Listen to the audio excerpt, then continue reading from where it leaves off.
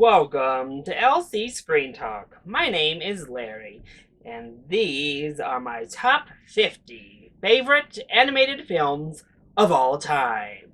Today, we have the third segment of this series. So, if you haven't already and would like to see my picks for number 50 through 31, make sure that you check out the previous two videos to get those rankings. Now, just a reminder, this list is purely based on my personal preference and my favorite animated films of all time.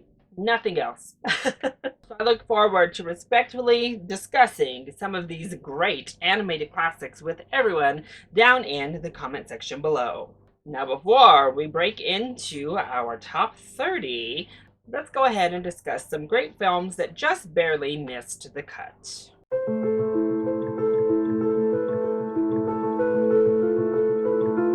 With so many stellar animated films throughout history, it was impossible for me to just narrow this down to 50 and not give some special love to the other films that I truly adore. So, let's talk about this week's honorable mentions. Klaus provided stunning animation that really revitalized the 2D look and blended it beautifully with the 3D platform. Plenty of laughs and holiday cheer, Klaus truly did bring life to the old tale of Mr. Claus.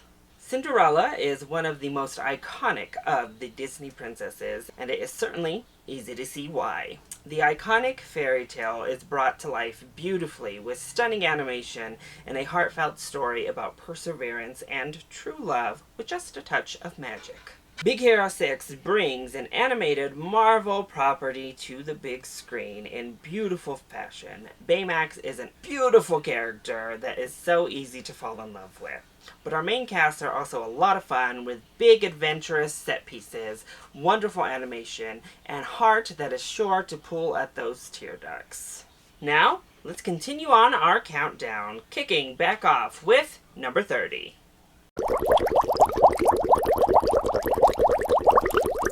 At number 30, I have Spirited Away, the Oscar-winning Studio Ghibli film. I love the fantastical adventure elements of Spirited Away. Being in this spirit motel, this spirit spa, if you will, is such an interesting, inventive concept. The world building of this film is absolutely amazing. Chihiro as a character goes through a huge transformation, and it's truly a satisfying coming-of-age tale for the character. Plus, I actually love Yubaba as a villain. I think she is so wonderful and just delightfully evil. The character of No Face and the metaphors that come with that character are also really fascinating and add a nice layer of depth to the film at large. The animation itself is absolutely stunning, of course. The story is just a joy, and Spirited Away more than deserves its place as an iconic Studio Ghibli film. At 29, I have Your Name. The breakout hit from Makoto Shinkai, Your Name is a truly marvelous romance fantasy. First of all, the connection between our two main leads is truly something special, and it's really well handled. And in a script, in a concept that easily could have become ridiculous or convoluted, the way that we have this body swap, which is also a time swap, is truly fascinating and works beautifully for the concept and the deeper ideas at play throughout Your Name. The film was also highly entertaining. It's very funny. The comedic beats as we continue to grow with both of these teenagers is fun and delightful. And the animation is next level. Just absolutely breathtaking animation in this film. But it's a multi-layered film with a lot of different themes, a lot of interpretations that can be taken from the story itself. It is a beautiful romance, a wonderful coming-of-age story that checks off pretty much every box that it seeks to address. This one truly is a special film. At 28, I have the Peanuts movie. Yes, the return of the Schultz classic from Blue Sky Studios.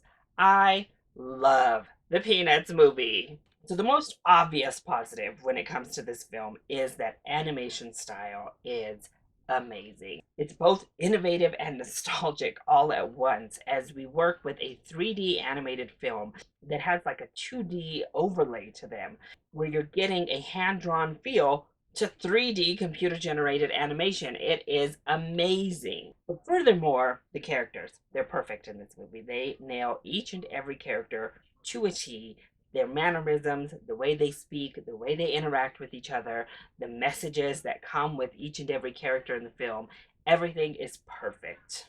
Charlie Brown in this movie is perfect, and they really hammer home all of the Charlie Brownisms that you could ever want. There's a lot of times that you feel rather depressed for good old Charlie Brown, as you do. But it makes it all that much more triumphant and wonderful as we get towards the successes of the ending. The connection he's able to make with his classmates through his journey is truly wonderful. And for me personally, this character and this iteration of Charlie Brown particularly really resonated with me. I was able to very much identify with Charlie Brown himself, and it just made that film so much more special. At 27, I have Wallace and Gromit, The Curse of the Were-Rabbit.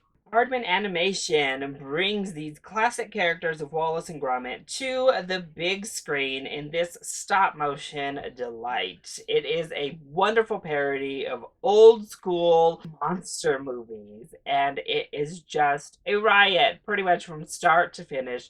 Wallace and Gromit has that wonderful British humor that you come to expect, with the sight gags as well as the really well written script, the hilarious concept itself, and then this ridiculously wonderful love triangle that is going on throughout the film. I mean, Gromit gets in on his own little action. Of course, we have the were-rabbit himself ravaging the vegetable garden. Everything about this movie is just a pure delight. It is Aardman Animation flying at its highest, at its peak level, adapting these characters that so many of us already knew and loved into a wonderful tale that just expanded on everything the series of shorts already did so well. At number 26, I have Howls Moving Castle. Another Studio Ghibli classic that is able to perfectly capture the magic that the studio so famously is able to bring to the big screen. I absolutely love all of the magic in this film, and I think that's what really endears me to it. I also do love Howl as a character. He's a suave, such a debonair, but also those moments, those human moments where he's freaking out about his hair. It's all so good. And Sophie, oh, perfect. I actually prefer old lady Sophie. I think she's hilarious and funny. Calcifer, our flame demon, is wonderful in this film. I love everything that happens in that castle, and the personal dynamics in this movie are what make it all that much more special.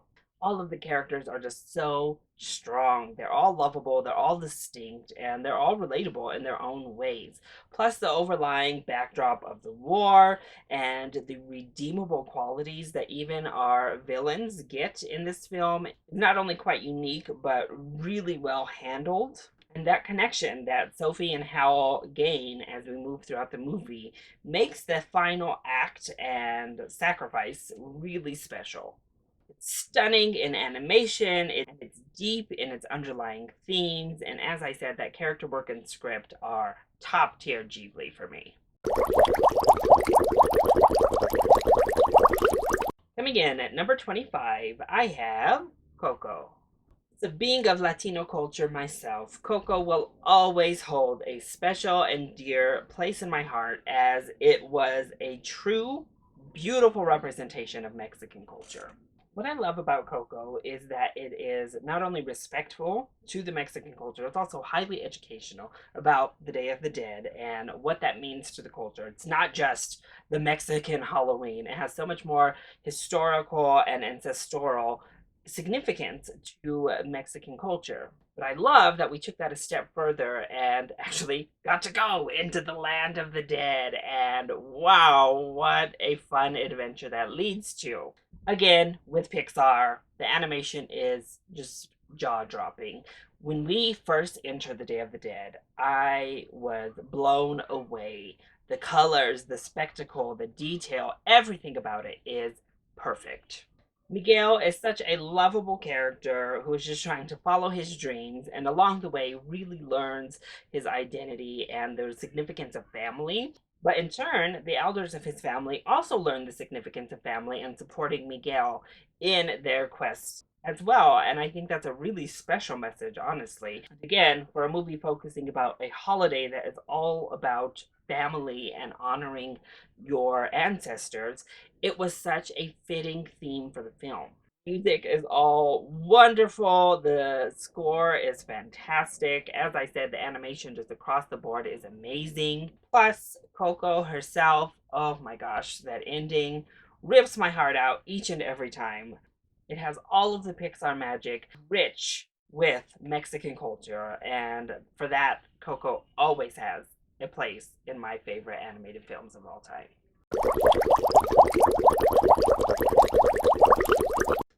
At number 24, I have The Prince of Egypt. One of DreamWorks' earliest films, The Prince of Egypt follows the story of Moses as he frees the slaves of Egypt. What a stunner this film is.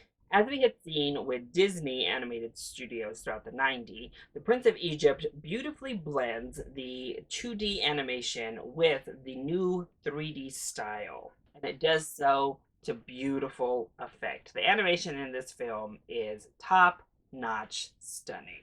But more so, like we have discussed with previous DreamWorks entries, they weren't afraid to pull punches. The story gets very dark. It sticks very close to the biblical telling of Moses. But while it is completely encompassed and derived from a biblical text, it is just telling an epic story, much like you had seen with something like Lawrence of Arabia with the Ten Commandments. It was an epic of those scales just done in animation. The chariot scene included. Hans Zimmer once again delivers an amazing original score for a DreamWorks animated film. Plus, When You Believe, forget about it, amazing. This film is not only jaw dropping, but it's inspiring, no matter your devotion or faith. At 23, I have Coraline, the original Laika Studios film that took us back to the days of darker stop motion animation, and oh, was I happy to see it. Coraline, of course, is an adaptation of a classic children's tale and one that successfully brings the source material to the screen.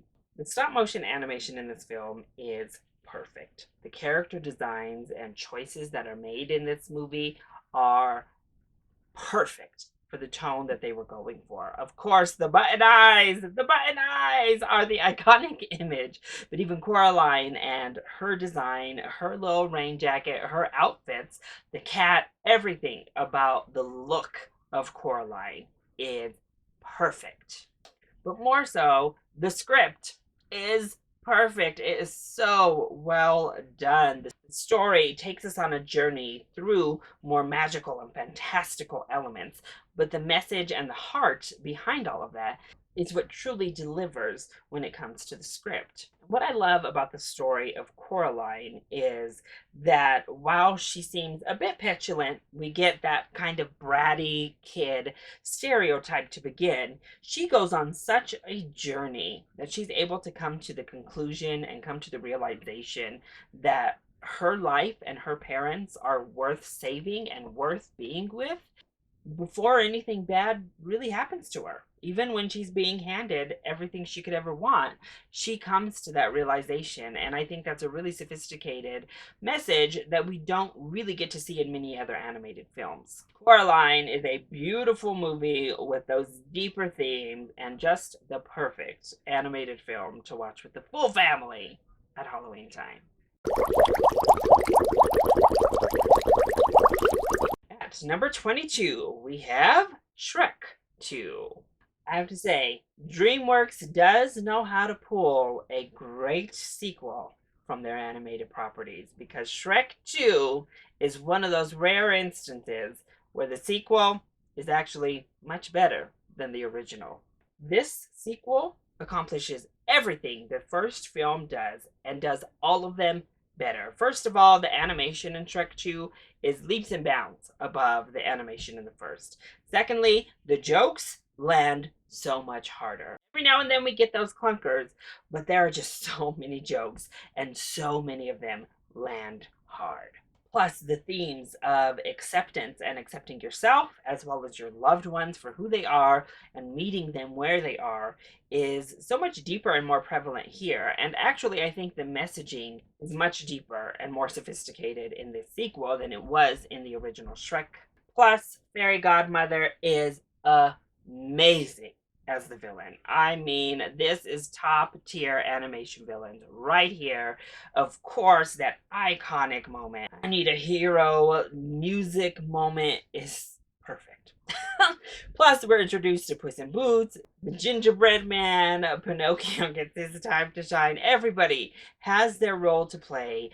Donkey is delightful. Shrek and Fiona and their bond is fleshed out. Shrek 2 is the peak of DreamWorks animation comedies for me. Capping us off at number 21, I have How to Train Your Dragon: The Hidden World.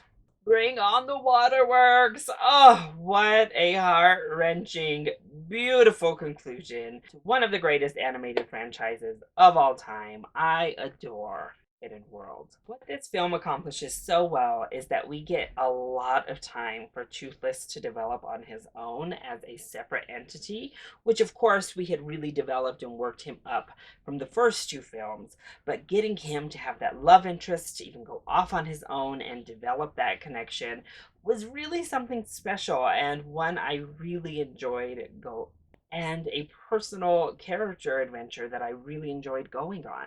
But in that, seeing Hiccup's development as not only a leader, but as a friend and as a person is really beautiful to witness as well. I think our villain is just deliciously evil fun in this film, but clearly the focus is on Toothless and Hiccup, their bond, their relationship, and how that strengthens everyone and how that ultimately comes to a close. And I don't think I could have asked for a more perfect ending to the How to Train Your Dragon franchise, a franchise that I have just bonded so closely with over the years, and that's why this conclusion really does hold that special place in my heart. Not to mention the score, once again, is perfect, and the animation is the best in the franchise. The Hidden World is absolutely stunning, but all of the detail work is next level. As much as it breaks my heart, I love this movie so much, and yes, it had to be included. Those were number 30 through 21 on my all-time favorite animated films list. What did you think of this crop of films? Any shocks? Any surprises? Let me know your thoughts on these 10 films in the comment section down below, or of course you can hit me up on Twitter. Also, if you enjoyed this video and are enjoying the series, please make sure to hit that like button down below and subscribe to the channel so you are always up to date on my latest videos, including every new installment to the series. I love you all so much for your continued support. Mwah! Thank you for watching, and I'll see you next time. Bye!